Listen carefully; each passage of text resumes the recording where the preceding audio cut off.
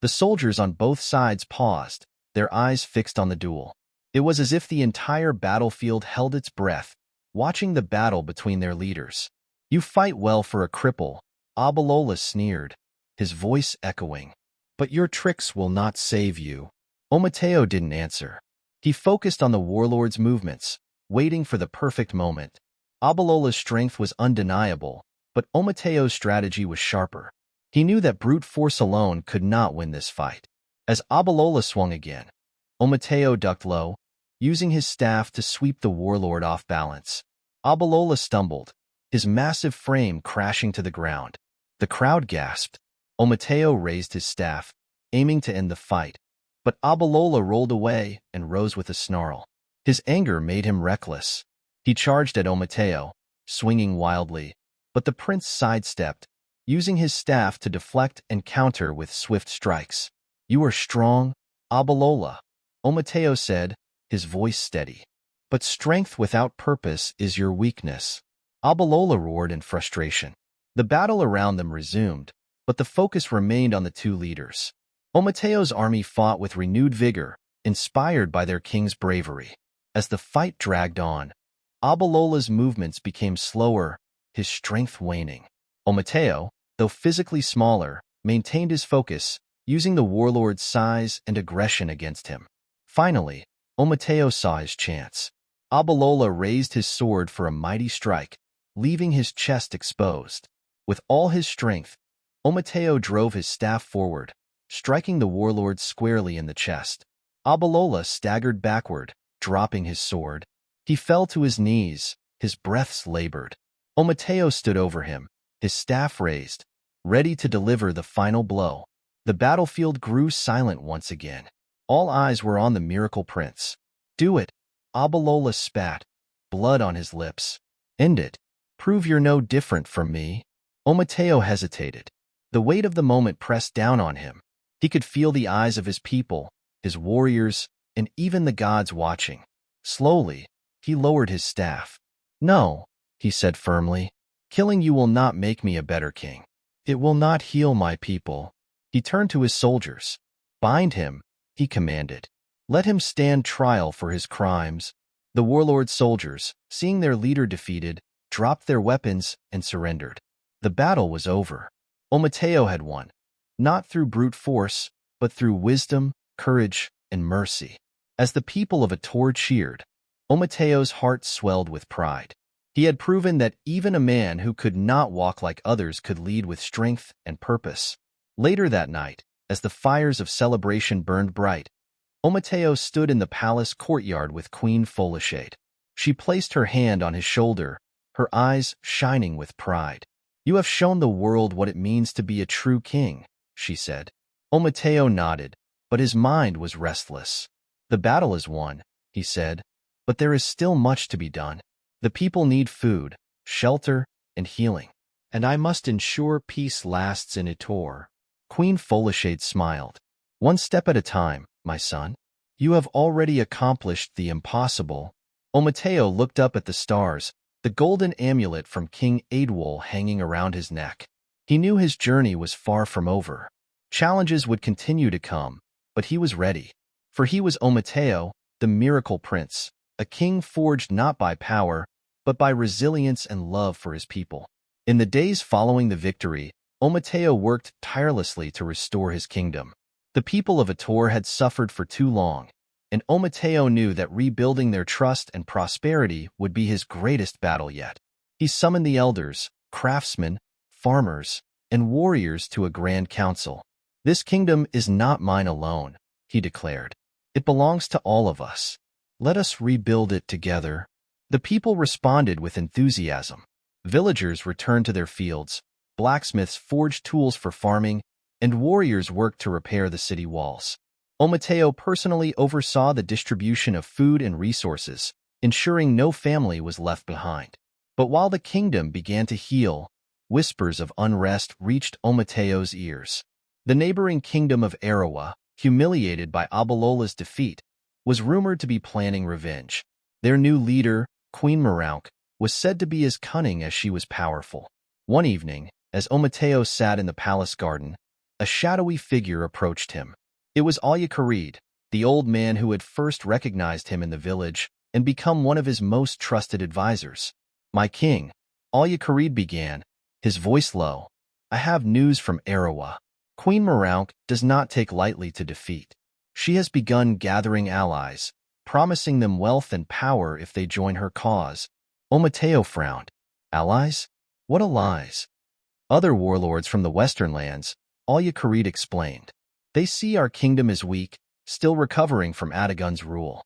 They believe Ator will fall easily." Omotayo's mind raced.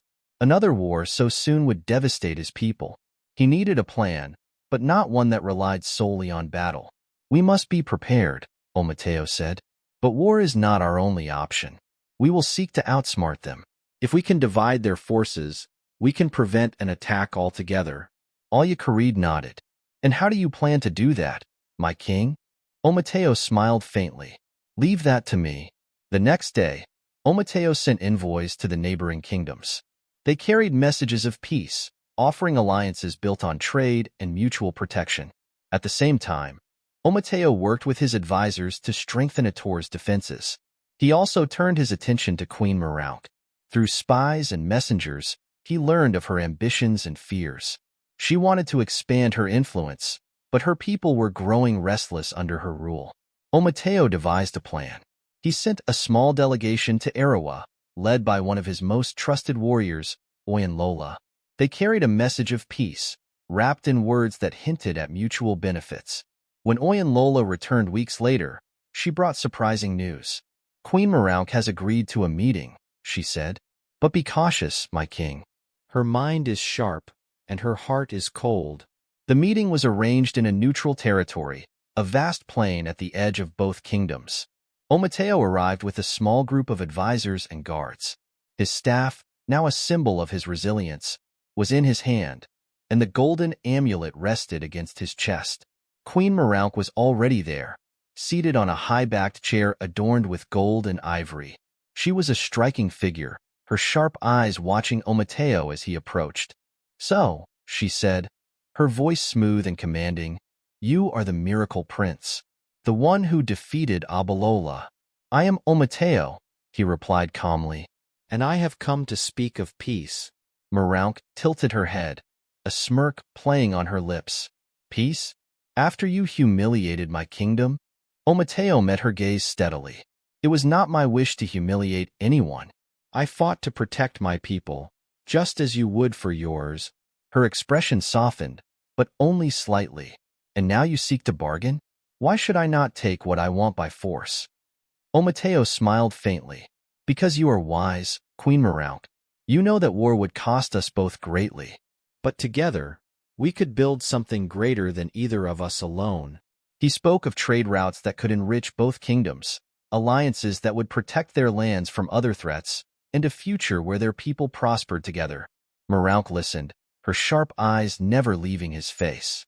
When he finished, she leaned back in her chair and said, "You are bold, Omotayo. But boldness alone will not earn my trust. What will?" Omotayo asked. She smiled, but it was a dangerous smile. "Prove to me that you are as wise as you are brave. There is a challenge I have in mind, one that will determine whether we can truly be allies." Omotayo's heart quickened. He didn't know what the challenge would be, but he knew one thing. His journey was far from over. Queen Merauk's dangerous smile deepened as she leaned forward. "The challenge is simple, Omotayo. You will come to Arawa, alone. No guards, no advisors, no weapons. You will stay in my court for 7 days as my guest. If you survive, we will discuss peace. If not, then I will consider Ator mine to take." Omotayo's advisors gasped in outrage, but he raised his hand to silence them.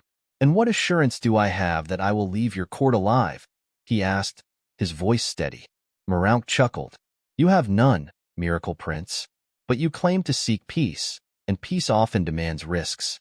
The question is, do you trust yourself enough to take it?" Omotayo held her gaze for a long moment. He knew this was a trap, a test to prove his courage, or to destroy him. Yet, he also knew that turning away would make him appear weak and fearful, giving Merauk the excuse she needed to attack Ator.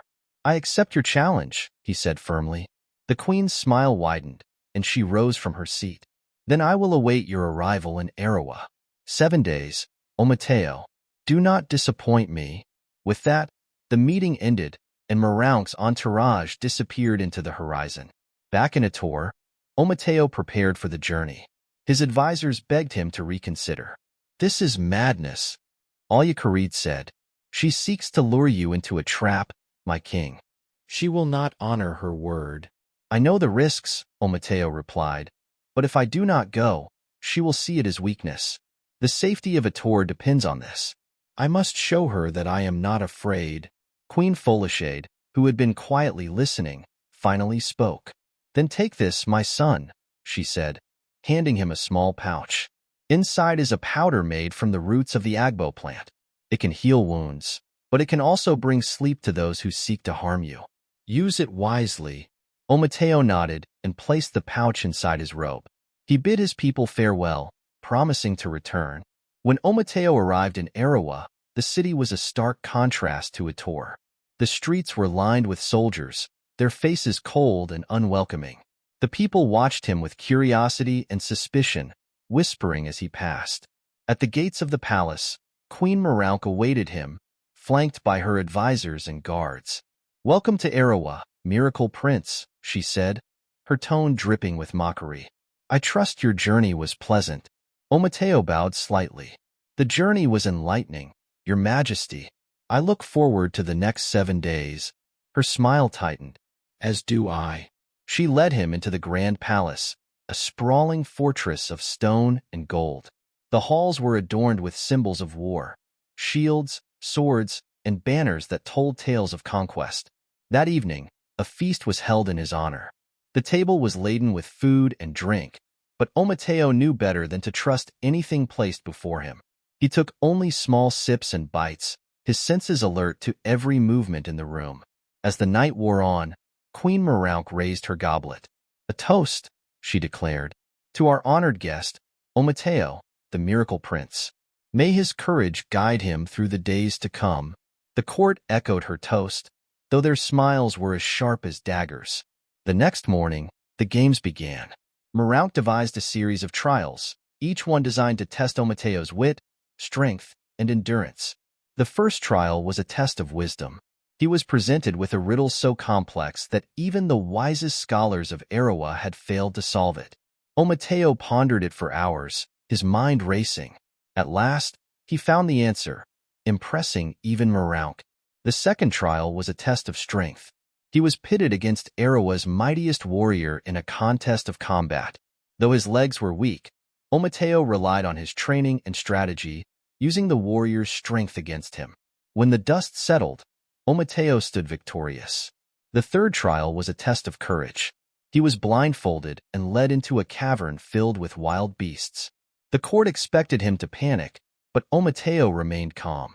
He used the sounds around him to navigate, avoiding the creatures and emerging unharmed. By the fourth day, the people of Arawa began to whisper about the Miracle Prince. They marveled at his resilience, his intelligence, and his quiet strength. Even Queen Marank seemed intrigued, though she hid it behind her sharp gaze. But Omotayo knew the hardest test was yet to come. Marank was not one to be easily swayed.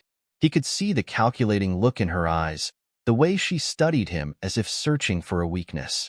On the 6th night, she summoned him to her private chambers. The room was dimly lit, the air thick with tension. You have surprised me, Omotayo, she said, pouring herself a glass of wine. Few men have faced my trials and lived. Tell me, why do you fight so hard for peace? Omotayo met her gaze, his voice steady. Because I have seen what war does to people. It destroys homes, families, and dreams. I fight for peace because my people deserve better. Marank tilted her head, studying him. And what of my people? She asked. Do they not deserve better as well? They do, Omotayo replied. And that is why I am here. Peace is not just for one kingdom. It is for all who seek it. Her expression softened for a moment, but then it hardened again. We shall see, she said cryptically. Your final trial awaits. As dawn broke on the 7th day, Omotayo prepared himself for whatever lay ahead. He knew this would be the most dangerous test yet, one that could determine the fate of Ator and Arawa. The final trial was unlike anything Omotayo had faced. He was led to the edge of a deep, misty valley where the winds howled like restless spirits. At the heart of the valley stood an ancient tree, its massive roots twisting and curling like serpents. Queen Meraunq stood beside him, her gaze cold but curious. "This is the Tree of Secrets," she said. "It is said that it holds the wisdom of the gods, but it does not give its knowledge freely. Many have entered this valley seeking its secrets, but none have returned. Your final trial, Miracle Prince, is to reach the tree, take a branch, and return to me." The gathered court murmured among themselves, their faces filled with fear and awe. Omotayo nodded solemnly, gripping his staff. "I accept the trial," he said. Without hesitation, he stepped into the valley. The winds lashed at him, and the air grew thick, making it hard to breathe. Shadows danced in the mist, and strange whispers filled his ears, but Omotayo pressed on, his heart steady.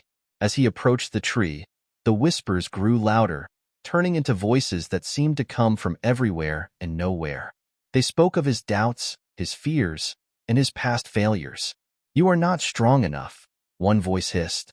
"You are nothing but a cripple," another sneered. Omotayo closed his eyes and took a deep breath. He remembered his mother's words, the strength of his people, and the journey that had brought him here. "I am more than my legs," he whispered to himself. "I am my will, my heart, and my mind." The voices faded, and the mist parted. The great tree loomed before him, its branches swaying gently as if acknowledging his courage. He reached out and broke off a branch. The moment he held it, the wind ceased, and a profound silence fell over the valley. Omotayo turned and began the journey back, the branch glowing faintly in his hand. When he emerged from the valley, the court gasped. Queen Meraunq stepped forward, her eyes wide with disbelief. "You succeeded," she said, her voice softer than before. "No one has ever returned from the Tree of Secrets." Omotayo handed her the branch. "Peace is the greatest wisdom," he said simply, "and wisdom is found in the courage to face what others fear." Meraunq stared at him for a long moment. Then, to everyone's astonishment, she knelt before him. "You are a true king, Omotayo," she said. "Your courage has taught me what my pride would not. I will honor our agreement. There will be peace between Arawa and Ator." The court erupted in applause, and Omotayo's heart swelled with relief and gratitude. Omotayo returned to Ator as a hero, but he did not let his victory make him complacent. He continued to rule with wisdom, ensuring that peace and prosperity flourished not just in Ator, but in the neighboring lands as well. Queen Meraunq kept her word, and the alliance between their kingdoms became a beacon of hope for others. Together, they showed that strength lay not in war, but in unity and understanding. Moral lesson: the story of Omotayo teaches us that true strength is not in physical power, but in resilience, wisdom, and the ability to inspire others. It reminds us that peace often requires courage, sacrifice, and the willingness to face our fears. Above all, it shows that unity and compassion can overcome even the greatest of challenges.